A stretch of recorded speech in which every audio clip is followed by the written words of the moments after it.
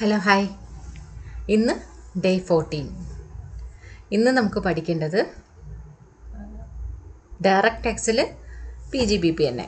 PGBPയിൽ എന്താണ് 36ഉം 37ഉമാണ് പഠിക്കേണ്ടത്.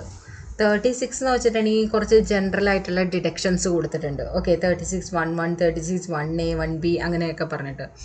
Okay, 1(1)(a), 1(1)b അങ്ങനെ. ഓക്കെ, അപ്പോൾ അതൊന്ന് പഠിക്കുക. അതിലെല്ലാം ഇമ്പോർട്ടൻ്റ് ആണോ എന്ന് ചോദിച്ചിട്ടുണ്ടെങ്കിൽ ഇമ്പോർട്ടൻ്റ് ആയതുണ്ട്.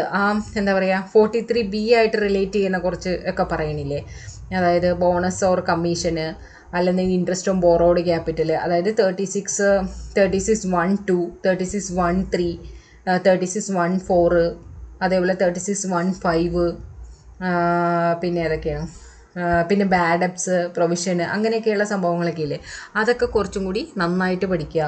അതേപോലെ തന്നെ എന്താ പറയുക, എംപ്ലോയീസ് കോൺട്രിബ്യൂഷൻ, പിന്നെ എംപ്ലോയീസിൻ്റെ കോൺട്രിബ്യൂഷൻ പഠിക്കുക. അതേപോലെ തന്നെ അതിൽ ഇമ്പോർട്ടൻ്റ് ആയിട്ടുള്ള വേറെ എന്താ ഉള്ളത്, STT, CTT അതൊക്കെ ഉണ്ട്. ഓക്കെ, അങ്ങനെയുള്ള സംഭവങ്ങളൊക്കെ കുറച്ച് നന്നായിട്ട് പഠിക്കുക. ഓക്കെ, ബാലൻസും ഒന്ന് ശരിക്കും എപ്പോഴും വൺ വേർഡ് ചോദിച്ചാലും എന്ത് ചോദിച്ചാലും നിങ്ങൾക്ക് പറയേണ്ട വിധത്തിൽ നന്നായിട്ടൊന്ന് പഠിച്ചു നോക്കുക. പിന്നെ അതേപോലെ തന്നെ ആ ബാഡ് ഡെപ്റ്റിനെ കുറിച്ച് കുറച്ച് കാര്യങ്ങൾ അതിൽ തനിയെ പറയുന്നുണ്ട്. ഓക്കെ, ബാഡ് ഡെപ്റ്റ് എങ്ങനെയാണെന്ന് അതിൻ്റെ കൂടെ തന്നെ ഉള്ളതാണ്, അതൊന്ന് പഠിച്ചു നോക്കുക. അതേപോലെ തന്നെ എന്താണ് 36ഉം 37ഉം അല്ലേ പറഞ്ഞിരിക്കണേ. ഓക്കെ, 37 എന്താണ്, റെസിഡ്യൂറി ഡിഡക്ഷൻസ്. അതിൽ പ്രത്യേകിച്ചൊന്നുമില്ല, അതിൽ ജസ്റ്റ് ഒരു കാര്യങ്ങൾ പറയുന്നുണ്ട്. ഓക്കെ,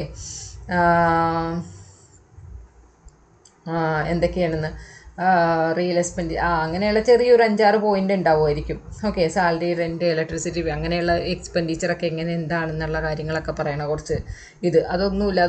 അതൊന്നും നിങ്ങൾക്കൊന്നും ഒരു പ്രാവശ്യം വായിച്ചാൽ തന്നെ അതെന്താണെന്നുള്ളത് മനസ്സിലാക്കാവുന്നേ ഉള്ളൂ.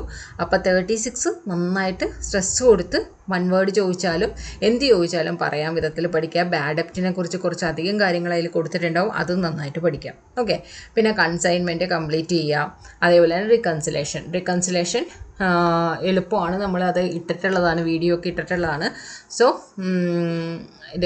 കോസ്റ്റ് ഷീറ്റിനെ കുറിച്ചും എക്കത്തിനെ കുറിച്ചൊക്കെ ഒരു ധാരണ ഉണ്ടെന്നുണ്ടെങ്കിൽ നമുക്കത് സിമ്പിളായിട്ട് ചെയ്യാവുന്നതേ ഉള്ളൂ. ഓക്കെ, അപ്പോൾ ഇത്രയാണ് നമുക്ക് ഡേ 14 പഠിക്കാനുള്ളത്. അപ്പോൾ നന്നായിട്ട് പഠിക്കുക. Okay, thank you.